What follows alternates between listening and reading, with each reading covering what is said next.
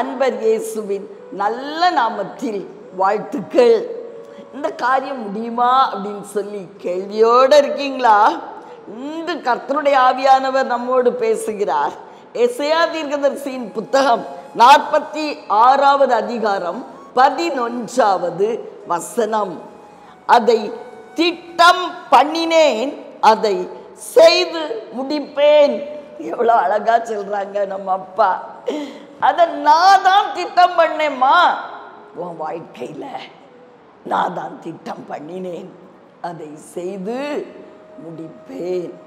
அவர் திட்டம் பண்ணா அது நல்ல காரியமா தான் இருக்கும். தவறான ஒரு காரியத்தை செய்ய நினைச்சிட்டு இதை தேவன் திட்டம் பண்ணினார்னு தப்பு தப்பா பேசக்கூடாது. பிரியமானவர்களே, நம்ம அப்பா நலமான காரியங்களை நமக்கு செய்ய விரும்புகிறவர், நம்முடைய வாழ்க்கையில திட்டம் பண்ணுகிறவர். ஆபிரகாமுக்கு இது நல்லா தெரியும்.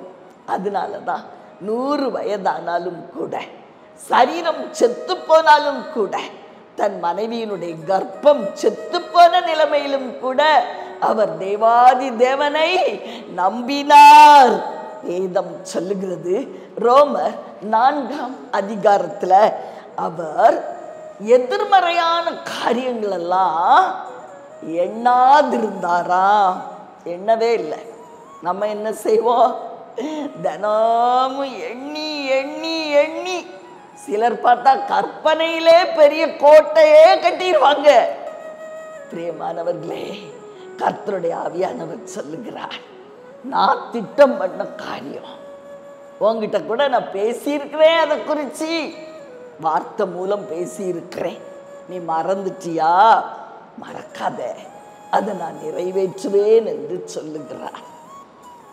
ஆபிரகாம் எதிர்மறையான காரியங்கள் எல்லாம், கற்பம் செத்து போன காரியங்கள் எல்லாம், வயசை குறித்த காரியங்கள் எல்லாம் அவர் எண்ணவே இல்லை. பிரியமானவர்களே, அப்ப எதை மட்டும் நம்பினாரா?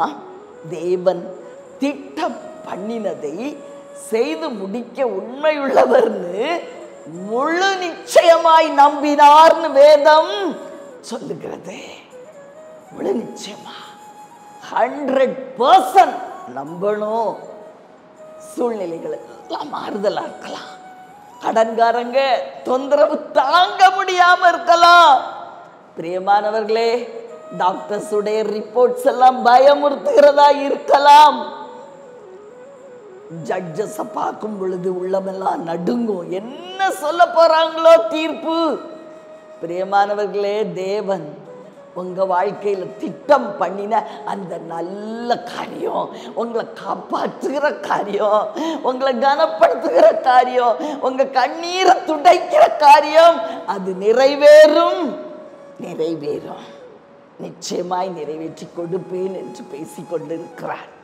உங்களுக்காக ஜெபிக்கட்டுமா? அன்பின் பரலோக தகப்பனே, அருமையான நல்ல ரட்சகரே, நாதா, நீ திட்டம் பண்ணினதை நிறைவேற்றி கொடுப்பேன். நாங்க இன்னைக்கு நம்புறோம் சுவாமி. எங்க உள்ளத்துல அந்த புதிய விதையை நீங்க போட்டிருக்கீங்க, விசுவாச விதைய. நாங்க நம்புறோம்ப்பா, நம்புறோம். இயேசு கிறிஸ்துவின் ஈடு இணையற்ற நல்ல நாமத்தில் பிதாவே, ஆமென்.